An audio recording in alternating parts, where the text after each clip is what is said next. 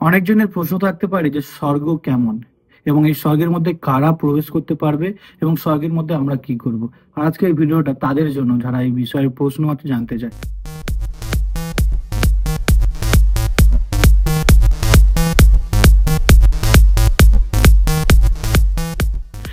স্বর্গ হলো ঈশ্বরের সব থেকে অন্যতম এবং সবচেয়ে সুন্দর একটা প্রতিজ্ঞা। যারা প্রভু যিশুকে বিশ্বাস করে এবং প্রভু যিশু এই পৃথিবীতে এই জন্যই এসে তারা প্রত্যেকজন স্বর্গের রাজ্যে যেতে পারে যারা তাকে গ্রহণ করবে এবং বিশ্বাস করবে। আজকের আমি 4টে ভাগে ভাগ করবো এই ভিডিওটা। স্বর্গ দেখতে কেমন হবে, দ্বিতীয় হবে স্বর্গে আমরা কি করব, তৃতীয় হবে কিভাবে আমরা স্বর্গে যেতে পারি এবং চতুর্থ কারা স্বর্গে প্রবেশ করতে পারবে। তাই আসুন বেশি দেরি না করে ঈশ্বরের বাক্য থেকে আমরা দেখে নিই স্বর্গ দেখতে কেমন। প্রকাশিত বাক্য তার 21 অধ্যায় 1 থেকে 4, সেখানে লেখা আছে, তারপর আমি একটি নতুন আকাশ এবং একটি নতুন পৃথিবী দেখলাম, কারণ প্রথম আকাশ এবং প্রথম পৃথিবী চলে গিয়েছিল এবং আর আর সমুদ্র সেখানে ছিল না, কোনো জল ছিল না। আমি পবিত্র শহর নতুন জেরুজালেমকে দেখলাম, যা স্বর্গ থেকে ঈশ্বরের কাছ থেকে নেমে এসেছে, একটি নববধূর মতো সাজানো হয়েছে তার স্বামীর জন্য। তো এখানে আমরা দেখতে পাই যে পুরাতন যে পৃথিবী ছিল, পুরাতন যে আকাশমণ্ডলী ছিল, পুরাতন যেই স্বর্গ ছিল, সেটা রিক্রিয়েট করা হলো, সেটাকে নতুন ভাবে তৈরি হলো। তো জন যে সচককে দেখছে সে বলছে আমি একটা নতুন স্বর্গ নতুন পৃথিবী দেখলাম এবং জেরুজালেম সুন্দরভাবে ভালোভাবে নতুন ভাবে পৃথিবীতে নেমে আসছে, নতুন পৃথিবীতে নতুন শহর রূপে হচ্ছে, পুরো সুন্দর সাজানো। একটা নতুন বউকে যেমন ভাবে সাজানো হয়, একটা কনেকে বিয়ের জন্য যেমন ভাবে সাজানো হয়, ঠিক তেমন ভাবে জেরুজালেমটাকে সাজানো এবং জেরুজালেম তেমন করে পৃথিবীতে নেমে আসছে নববধূরূপে। এখানে মূল পয়েন্টটা কি আছে? মূল পয়েন্ট হচ্ছে স্বর্গকে একটি নতুন আকাশ এবং নতুন পৃথিবী হিসাবে বর্ণনা করা হয়েছে, যেখানে কোনো কষ্ট নেই, যেখানে কোনো দুঃখ নেই, যেখানে কোনোদিন মৃত্যুও থাকবে না, যেখানে কোনো চিন্তা ভাবনা দুঃখ কষ্ট কিছুই থাকবে না। তো স্বর্গকে এমন ভাবেই দৃশ্যমান করা হয়েছে প্রকাশিত বাক্যে। আর একটা বড় জিনিস আমরা এখানে কি দেখতে পাই, যে লেখা আছে তখন যখন নতুন স্বর্গ নতুন পৃথিবী সৃষ্টি হবে, সেখানে সমুদ্র থাকবে না, জল থাকবে না। এত আমরা যেরকম আমরা পড়েছি ভূগোলে যে 3 ভাগ জল 1 ভাগ স্থল, তো তখন যে সমুদ্র আছে সেই সমুদ্রগুলো থাকবে না নতুন স্বর্গে নতুন পৃথিবীতে। এটা একটা খুব ভালো পয়েন্ট। তারপর যদি প্রকাশিত বাক্য তার 21 অধ্যায় 18 থেকে 21 পর্যন্ত পড়ি, সেখানে লেখা আছে সেখানকার রাস্তাঘাট এবং প্রাচীর এবং পথ সমস্ত কিছু যশোর পথ দিয়ে তৈরি, প্রাচীরটি যশোর পথ দিয়ে তৈরি। শহরটি বিশুদ্ধ সোনার মতো ছিল এবং কাঁচের মতো পরিষ্কার সমস্ত কিছু, এবং প্রাচীরের ভিত্তিগুলি, যে ভিত্তিগুলো আছে প্রাচীরের ভিত্তিগুলি বিভিন্ন ধরনের মূল্যবান পাথর দিয়ে অলঙ্কৃত ছিল। তো সেখানকার রাস্তাঘাট, সেই নতুন পৃথিবী নতুন স্বর্গে যখন ঈশ্বর তৈরি করবে, সেই রাস্তাঘাট এমন এমন পাথর দিয়ে তৈরি হবে, এমন এমন হিরে মুক্ত বলো আরো যেসব নাম আমরা জানি না, এমন এমন পাথর দিয়ে তৈরি হবে, সুন্দরভাবে করা। সেখানকার রাস্তাঘাট সোনায় সোনায় থাকবে এবং সেখানকার প্রাচীর ভিত্তি ফাউন্ডেশন সমস্ত কিছু সোনা দিয়ে এবং মূল্যবান মূল্যবান জিনিস দিয়ে, যেটা আমাদের চোখকে শান্তি দেয়, সুন্দরভাবে সেইগুলো সাজানো থাকবে। তো স্বর্গ এইরকম ধরনের হবে, সুন্দরভাবে সমস্ত ধরনের সুন্দর ধনরত্ন দিয়ে সেখানকার রাস্তাঘাট সমস্ত কিছু সাজানো থাকবে। এবার পরের কোশ্চেন হলো 2 নম্বর, স্বর্গে আমরা কি করব? স্বর্গে আমরা কি করব? প্রকাশিত বাক্য তার 7-9 থেকে 10 আমরা দেখে নিই। এরপর আমি দেখলাম এবং সেখানে একটি বিশাল ভিড় ছিল, যা কেউ গণনা করতে পারেনি। প্রত্যেক জাতি উপজাতি মানুষ এবং প্রত্যেক ভাষার মানুষ, যারা সিংহাসনে এবং মেষ শাবকের সামনে দাঁড়িয়েছিল, তাদের হাতে তাল গাছের শাখা ছিল এবং তারা উচ্চ স্বরে বলছিল, উদ্ধার আমাদের ঈশ্বরের, যিনি সিংহাসনে বসে আছেন এবং মেষ শাবকের। তো বলছে সমস্ত জাতি, সমস্ত ধরনের লোক, সমস্ত পৃথিবীর লোক, সমস্ত ভাষার লোক, যারা যারা প্রভু যিশুকে গ্রহণ করেছে, সবাই মিলে সেখানে একত্রিত হয়ে কি করছে? ঈশ্বরের প্রশংসা করছে, ঈশ্বরের বর্ণনা করছে যে তিনি উদ্ধারকর্তা, তিনি উদ্ধারের যোগ্য এবং তিনি ধন্য, সবাই মিলে প্রশংসা করতে। তো স্বর্গে আমরা কি করব? আমরা ঈশ্বরের আরাধনা করব। বিভিন্ন জাতির লোক, বিভিন্ন লোক সব আমরা একত্রিত হয়ে ঈশ্বরের প্রশংসা করব, ঈশ্বরের আরাধনা করব।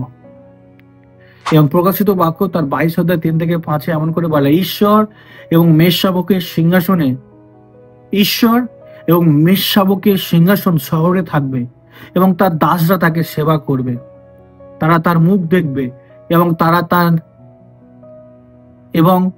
তার নাম তাদের কপালে থাকবে।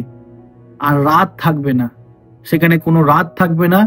তারা বাতি বা সূর্যের আলোর প্রয়োজন থাকবে না, কারণ প্রভু ঈশ্বর তাদের আলো দেবেন।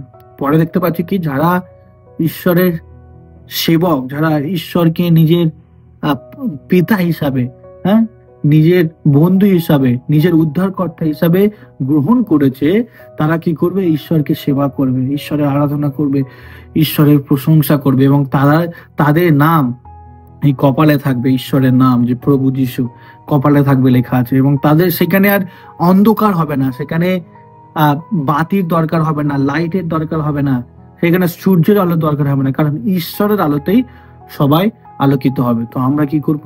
ঈশ্বরের আরাধনা করব, ঈশ্বরের সেবা করব এবং আমরা সচকে ঈশ্বরের মুখকে আমরা দেখতে পারবো সেই স্বর্গের মধ্যে। এখানে ঈশ্বরের বাক্য সুন্দরভাবে আমাদেরকে বলে। এবার 3 নম্বর কোশ্চেন হলো, কিভাবে আমরা স্বর্গে যেতে পারি? ওকে, কিভাবে আমরা স্বর্গে যেতে পারি?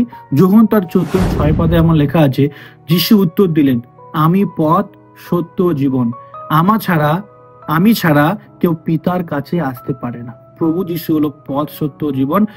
স্বর্গে যেতে গেলে প্রভু যিশুকে নিজের উদ্ধারকর্তা এবং ত্রাণকর্তা হিসাবে বিশ্বাস করতে হবে, যে তিনি আমার পাপের জন্য পৃথিবীতে এসেছিল, তিনি মারা গিয়েছিল, 3 দিন পরে ফের বেঁচে উঠেছিল। এটা যদি বিশ্বাস করে নিজের পাপের ক্ষমা চাওয়া হয়, তাহলেই আমরা প্রভু যিশুর মাধ্যমে সেই স্বর্গে যেতে পারি। কারণ প্রভু যিশু বলে, আমি হলাম পথ, সত্য, জীবন। যদি আরো আমরা বাক্য দেখি, ইফিসীয় তার 2:8-9 লেখা আছে, কারণ তোমরা বিশ্বাসের মাধ্যমে কৃপায়, বিশ্বাসের মাধ্যমে অনুগ্রহে তোমরা উদ্ধার পেয়েছো। এটি তোমাদের পক্ষ থেকে সম্ভব নয়, এটি ঈশ্বরের দান, কারোর কাজের মাধ্যমেও নয়, যদি কেউ গর্ব করতে না পারে। যেন কেউ গর্ব করতে না পারে যে না, আমি ভালো কাজ করেছি বলে আমি স্বর্গ পেয়েছি। না, এটা হলো ঈশ্বরের গিফট, এটা হলো ঈশ্বরের অনুগ্রহ দান। আমরা যদি প্রভু যিশুকে নিজের উদ্ধারকর্তা হিসেবে বিশ্বাস করি এবং যদি আমরা আমাদের পাপের ক্ষমা চাই, তিনি আমাদেরকে পাপের ক্ষমা দেবে এবং সেই স্বর্গ রাজ্য, সেই উদ্ধার তিনি আমাদের ফ্রি গিফট হিসাবে দেবে। যে আমরা অনেক ভালো কাজ করেছি বলে, আমরা সারা জীবন ধার্মিকতায় চলেছি বলে তো আমরা স্বর্গ পাবো, এমন নয়। আমরা কেউ আমাদের সমস্ত ভালো কাজের মাধ্যমে আমরা স্বর্গ পেতে পারি না, কারণ আমরা কেউ ধার্মিক নয়, আমরা প্রত্যেকজন কিছু না কিছু পাপ করি। তাই প্রভু যিশুকে বিশ্বাস করার মাধ্যমে আমরা সেই অনুগ্রহ দান পেতে পারি, সেটা হলো উদ্ধার, সেই স্বর্গে যাওয়ার জন্য রাস্তা। এইবার তার পরের কোশ্চেন হলো 4 নম্বর, কারা স্বর্গে প্রবেশ করতে পারবে না? প্রকাশিত বাক্য তার 21:8 লেখা আছে, কিন্তু যারা কাপুরুষ মানে কি? যারা ভয়ে ঈশ্বরকে ছেড়ে দিয়েছে, মারার ভয়ে কিংবা কোনো একটা আকাঙ্ক্ষার ভয়ে, যে লোক আমাকে মারতে পারে কিংবা লোক আমাকে মজা উড়াতে পারে, লোক আমাকে ঠাট্টা উড়াতে পারে, সেই ভয়ে তারা প্রভু যিশুকে অস্বীকার করেছে, সবাই কাপুরুষ। তারপরে কি বলছে? যারা অবিশ্বাসী মানে কি? যারা প্রভু যিশুকে বিশ্বাসই করেনি। অনেকবার যিশুর কথা শুনেছে, অনেকেই তাদেরকে যিশুর বিষয়ে বলেছে, কিন্তু তারা যিশুকে বিশ্বাস করেনি। তো প্রথম আছে যারা কাপুরুষ, যারা অবিশ্বাসী। তারপর বলছে অপবিত্র, যারা নিজের জীবন অপবিত্র ভাবে যাপন করে, সমস্ত মন্দ কাজ, ব্যভিচার করা, মিথ্যে কথা বলা, চুরি করা, গালাগালি দেওয়া, মনে মনে খারাপ চিন্তা করা, একে অন্যের ক্ষতি চাওয়া।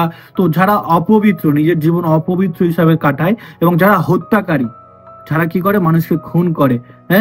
তারা, মানুষকে খুন করা মানে হত্যা, ঠিক আছে? যারা হত্যাকারী, যারা লম্পটকারী, ব্যভিচার করে, সমস্ত খারাপ ধরনের চিন্তা করে, যারা সেক্সুয়াল বিষয়ে ভাবে, যারা সবসময় ইমোরাল থিঙ্কিং তাদের মাথায় আসে এবং তারা শুধু ওই চিন্তা করে, তারা, এবং যারা জাদুবিদ্যা চর্চাকারী, মানে যারা ব্ল্যাক ম্যাজিক করে, যারা তান্ত্রিক, যারা বিভিন্ন ধরনের জাদুবিদ্যা করে, তারা, এবং যারা মূর্তি পূজারী, যারা মূর্তি পূজা করে, যেটা মানুষের তৈরি মূর্তি, যারা মূর্তি পূজা করে, এবং সমস্ত মিথ্যাবাদীরা, যারা সমস্ত বিষয়ে মিথ্যে কথা বলে এবং মিথ্যার মাধ্যমে অন্যকে ফাঁদে ফেলে দেয়, অন্যকে হত্যা করার মতো অবস্থায় ফেলে দেয়, যারা মিথ্যাবাদী, সমস্ত কিছুতে মিথ্যা কথা বলে, একে অন্যকে ক্ষতি করে, মিথ্যা কথা বলে, তারা কি করবে? তারা স্বর্গের রাজ্যে প্রবেশ করতে পারবে না। আমি আরেকবার বলে দিই, কারা কারা স্বর্গে প্রবেশ করতে পারবে না।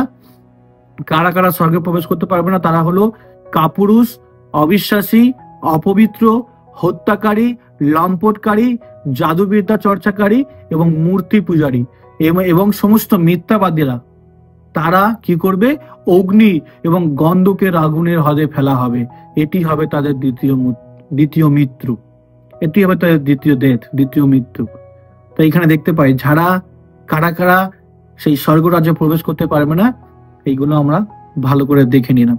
তো বন্ধুরা, আপনাদেরকে আমি এটাই বলতে চাই, স্বর্গ একটি সৌন্দর্য এবং খুব সুন্দর একটি জায়গা, যেখানে আমরা ঈশ্বরের সাথে সারা জীবন অনন্ত কাল পর্যন্ত তার আরাধনা, তার প্রশংসা, তার গৌরব করতে পারবো, যেখানে দুঃখ নেই, কষ্ট নেই, কোনো চিন্তা নেই, হ্যাঁ, কোনো টেনশন নেই, কোনো ডিপ্রেশন নেই।